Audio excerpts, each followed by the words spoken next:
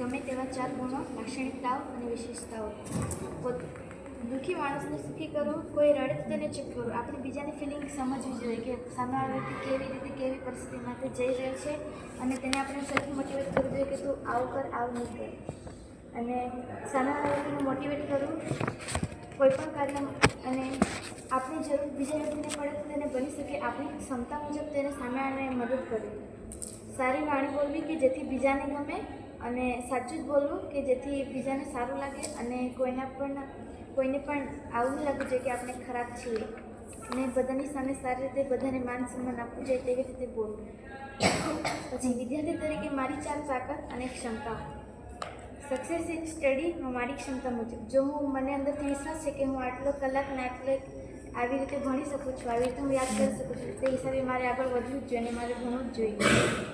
અને ફેલિયર સામે લડવું અને મારી ભૂલોને સુધારવી. જો બાયચાન્સ હું ફેલિયર અનુભવું છું અથવા મારામાં એક્ઝામમાં હું ફેલ થઈ ગઈ તો પછી તે ફેલિયરને હું કેવી રીતે સક્સેસ તરીકે બનાવું તે મારા પર ડિપેન્ડ કરે.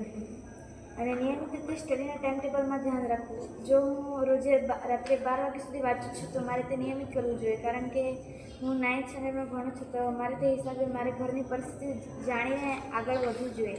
તેથી નિયમિત સ્ટડીમાં ધ્યાન આપવું જોઈએ. અને કાઇન્ડનેસ. જો બીજાને ખૂબ જ મદદ હોય એટલે કે બીજાને ખૂબ જ આપણી જરૂર હોય, કોઈ સમ આવડતો ન હોય મેથ્સમાં, કોઈ સાયન્સનું કંઈ આવડતું ન હોય તો બીજાને સમજવું જોઈએ અને બીજાને સમજાવવું બી જોઈએ. ખુદનામાં જેટલું જ્ઞાન છે એટલું બીજાને બી આપવું જોઈએ. માનવ તરીકે મારી 4 તાકાત અને ક્ષમતા. સેલ્ફ મોટિવેશનલ અને સાથે સાથે બીજાને પણ મોટિવેટ કરવું. જો આપણે મોટિવેટ છીએ તો આપણા ફ્રેન્ડ અથવા તો કોઈ બીજાને પણ આપણે મોટિવેટ કરવું જોઈએ.